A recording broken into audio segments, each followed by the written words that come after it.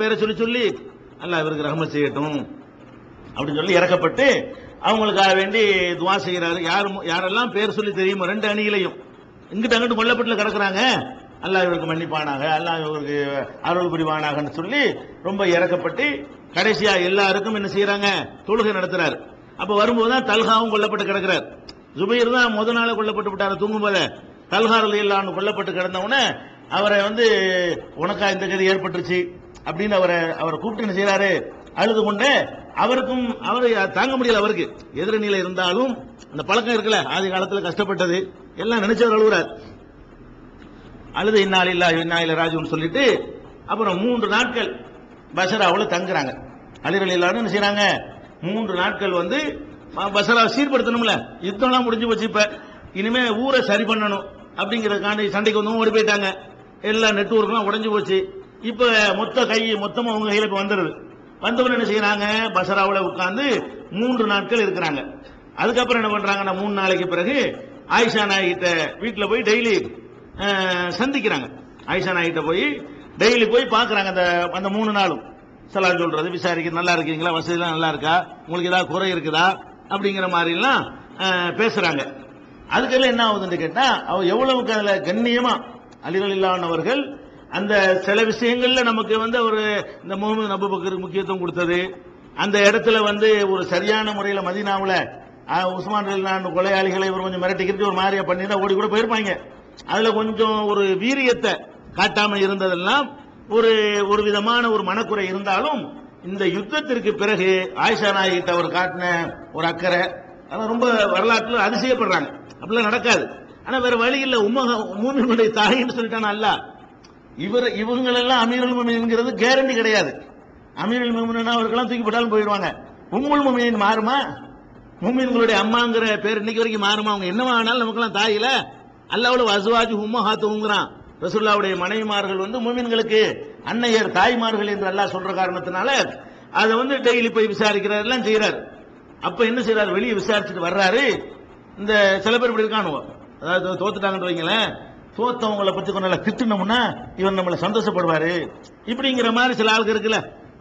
திமுக அண்ணா திமுக தேர்தல் நடக்குதுங்க, நடந்தவன திமுக ஜெயிச்சிருச்சுன்னு வைங்க, அண்ணா திமுக ஜெயிச்சிருச்சுன்னு வைங்க, ஜெயிச்சோன்னு என்ன செய்வாங்க, அந்த கட்சிக்காரன் வெளியே நின்றுக்கிட்டு அடுத்த ஆளை கண்டாபினா திட்டுறது, சந்தோஷப்படுவாங்க. அது மாதிரி என்ன செய்யறது, அது மாதிரி நடக்குதா இல்லையா? இப்படி 2 கிறுக்கணும் என்ன பண்றாங்க, அலி வரிய வர்றாரு, இந்த பொம்பளைக்கு இருக்கு இந்த வேலை, இவர் எப்படி தன்னந்தனியா அங்க ஒடியாந்துருக்கு, இந்த பொம்பளை அப்படி இப்படின்னு சொல்லி ஆயிஷா நாயகிய கண்ணா பின்னாடி அவர் காதுல விழுதுங்க. விழுந்தவன என்ன செய்யறாரு, உடனே அந்த கலக்காபின் அமர் இருக்காருல, அவர் தான் சமாதானத்துக்கு அனுப்பி வச்சார்ல, அவர் தான் இவருக்கு தளபதியா இருக்கிறார். அவரை கூப்பிட்டு இவங்க 2 பேரையும், அது மார்க்கத்தில் இதுக்கு அனுமதி இல்லை அவர் செஞ்சதுக்கு, 2 பேரையும் முழு நிர்வாணமாக்கி நீ என்ன செய்ய, 3 கசேடி கொடு, நிர்வாணமாக கூட யாரையும். இவருக்கு கோபம் ஆயிஷா நாயை பத்தி அவங்க சொன்ன உடனே என்ன செய்யறாரு, இவங்க 2 பேரை இனிமே எவனும் பேசக்கூடாது. ஆயிஷா நாயை பேசுவதை அவர் தடுக்கிறதா இருந்தால், சில பேர் சொல்லுவாங்க கீழே ஒரு தூண்டி விட்டு பேச சொல்லிவிட்டு எங்களுக்கு சம்பந்தம் இல்லை, அவன் பேசினா நாங்க என்ன செய்யறது அப்படின்னு சொல்லிட்டு பேச வச்சுட்டு வேலை செஞ்சுட்டு இருப்பாங்க. அந்த மாதிரியான தந்திரங்கள்லாம் உலகத்தில் அன்று முதல் இன்று வரை நடந்து கொண்டிருக்கிறது. இவர் விரும்பலங்கிற கரெக்டா காட்டுறாரு. ஆயிஷா நாயை விமர்சிக்க கூடாது என்றால், விமர்சிச்சவனுக்கு நிர்வாணமாக்கி 100 கசேடி கொடுத்தா என்ன விமர்சிப்பா, அப்புறம் வாய் அவனா திறப்பானா? ஒருவரும் ஆயிஷா நாயை பத்தி, இந்த யுத்தத்துக்கு வந்ததை பத்தியோ, சண்டைக்கு வந்ததை பத்தியோ, வேற அவங்க புறப்பட்டு வந்தது வேற எதை பத்தியுமோ, ஆயிஷா நாயை பத்தி வாயை திறக்காத அளவுக்கு முதல்ல ஏன் செஞ்சிடறாரு, அதை காலி பண்ணிடுறாரு. அதுக்கப்புறம் ஆயிஷா நாய் என்ன பண்றாங்க, யார் யாரெல்லாம் கொல்லப்பட்டா, முக்கியமான ஆள்லாம் யாருப்பான்னு சொல்லி ஒருத்தரையா கூப்பிட்டு விசாரிக்கிறாங்க. யார் யாரெல்லாம் நம்ம கூட வந்ததுல முக்கியமான ஆளுக்கு யார் போயிட்டா, யார் இருக்கிறா. இதே மாதிரி அலி ரலியல்லாஹு மாதிரி அவங்களும் என்ன பண்ற, 2 தரப்புலையும் அலி தரப்புல அவங்க எல்லாம் இருக்காரா, அவரும் போயிட்டாரா, இவரும் போயிட்டாரா, இப்படி கேட்டு அவங்களும் என்ன செய்யறாங்க, கண்ணீர் விடுறாங்க, அவங்களும் துவா செய்யறாங்க. 2 பேரும் அந்த தப்பை என்ன செய்யறாங்க, உணர்கிறார்கள். மார்க் அடிப்படையில் எது தப்பு எது சரியான நிலைப்பாடு நம்ம கடைசியா வரணும். எல்லாமே என்னன்னு கேட்டா, இஸ்லாத்தின் பெயரால் தான் இந்த ஆயுதமும் தூக்கப்பட்டுச்சு. அலியா தானே சொல்றாரு, நான் ஆயுதத்தை தூக்குனதும் இஸ்லாத்தின் அடிப்படையில தான், அவங்க ஆயுதத்தை தூக்குனது இஸ்லாத்தின் பெயரால் தான் அவர் ஒத்துக்கிட்டாரு. அப்ப ஏற்கனவே உஸ்மானை கொன்றவர்களும் இஸ்லாத்தின் பெயரால் தான் கொன்றார்கள், உஸ்மானுக்கு பழி தீர்க்க போறோம் சொன்னவர்களும் இஸ்லாத்தின் பெயரால் தான் பழி தீர்க்க போனார்கள். அவங்களை அடக்க போறோம் என்று சொன்ன புறப்பட்ட அலியும் நினைஞ்சாங்க இஸ்லாத்தின் பெயரால் தான் மார்க்கத்தில் இருக்க அனுமதி இருக்குது அப்படின்னு சொல்லிட்டு அவங்களும் புறப்பட்டார்கள்.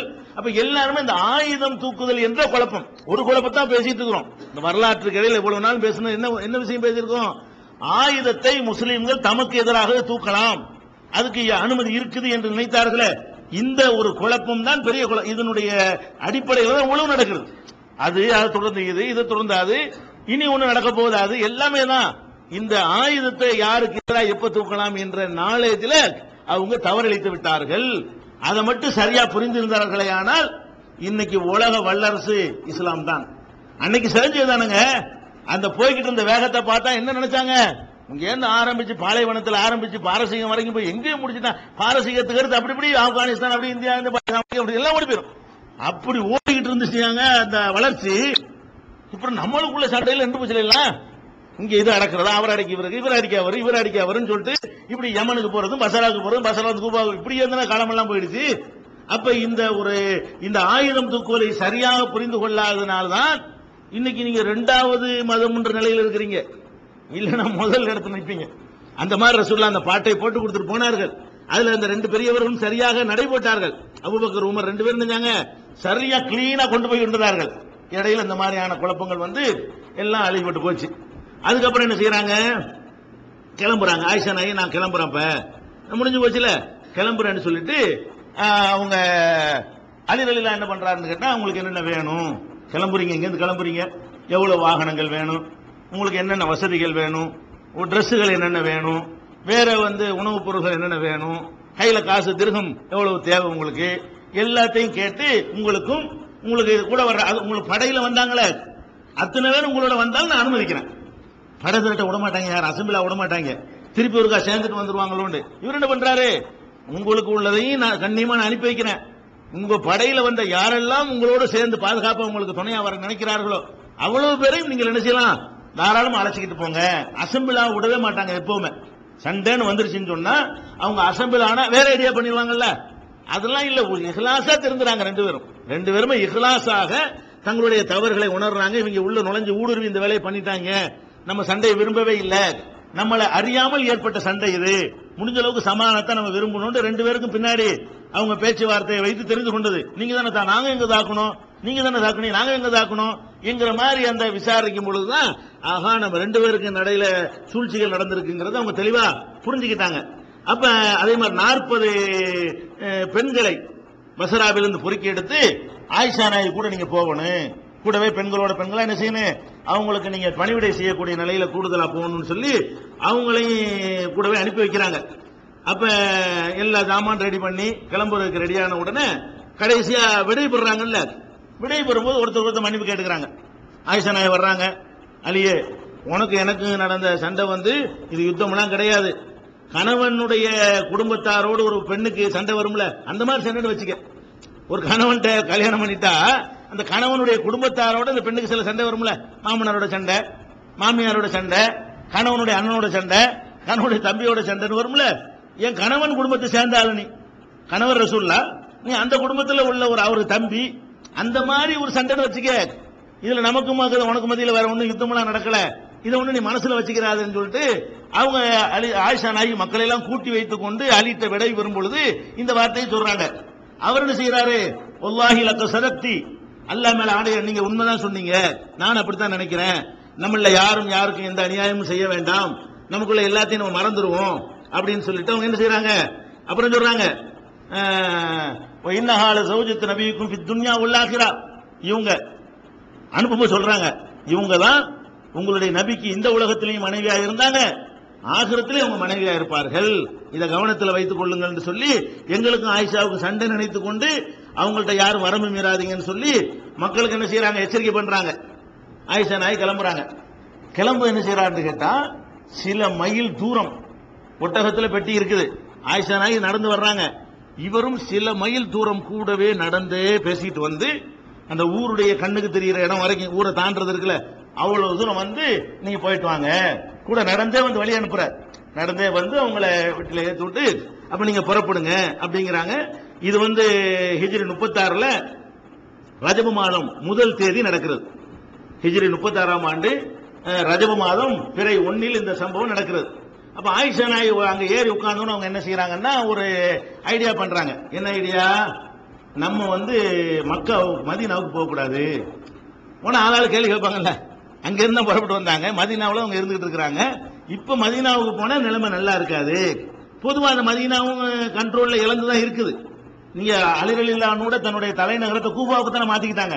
மதீனாவுல இருந்தவங்களுக்கு ஆட்சி பண்ண முடியாத அளவுக்கு மதீனா அன்னைக்கு வந்து எடுத்தாங்க, அதோட கை விட்டு போயிடுச்சு. அது ஒரு நல்ல ஒரு சூழ்நிலையில இல்ல அப்படிங்கிறதுக்காக ஆயிஷா நாய் என்ன பண்றாங்க, நாங்க அப்படி மக்காவுக்கு போயிடுறோம். அதான் பிறந்த ஊரு, ஆயிஷா நாய்க்கு பிறந்த ஊர் எது மக்கா தானே.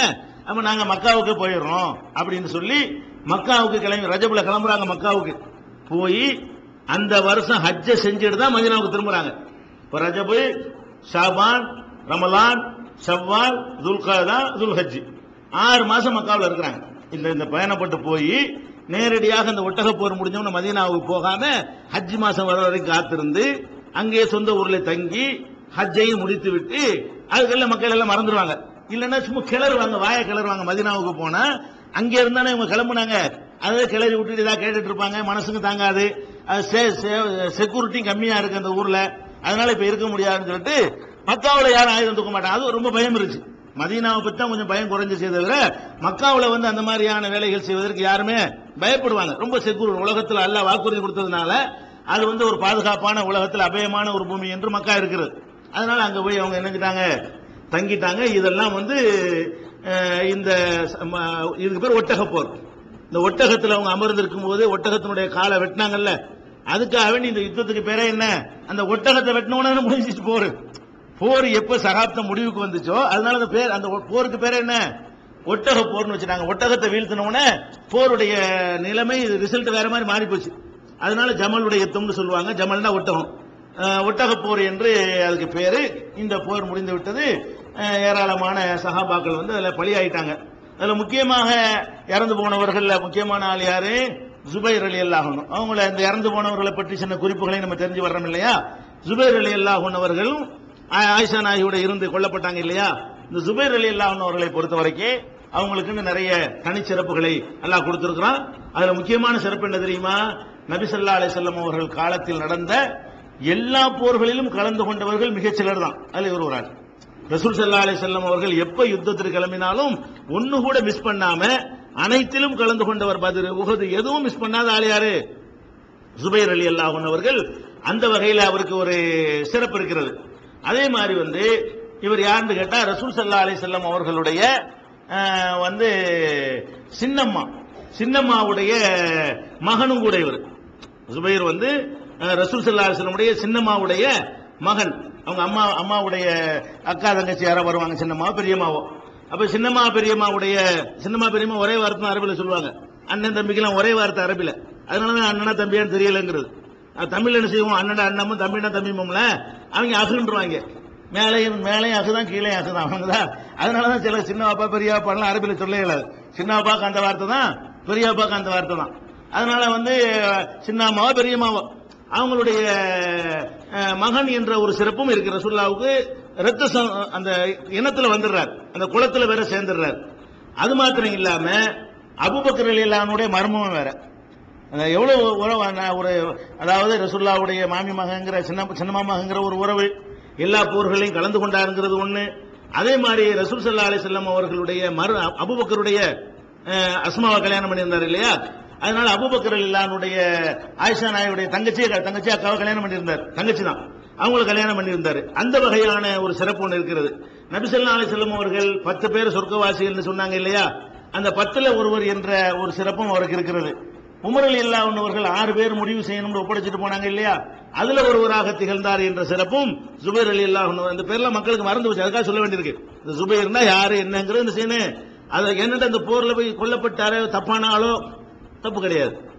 அந்த முடிவு எடுத்தது என்ன, சஹாபாக்கள் செஞ்ச இந்த எந்த தப்புகள்லையும் அவங்க தப்பிச்சுக்கிடுவாங்க. ஏன் இந்த மாதிரி ஒரு அல்லாஹ் வந்து அவங்களுடைய பழைய கால தியாகத்துக்கு எல்லாம் மன்னிச்சிடலாம். அது நாம செஞ்ச மன்னிப்புன்னு சொல்லிடக்கூடாது.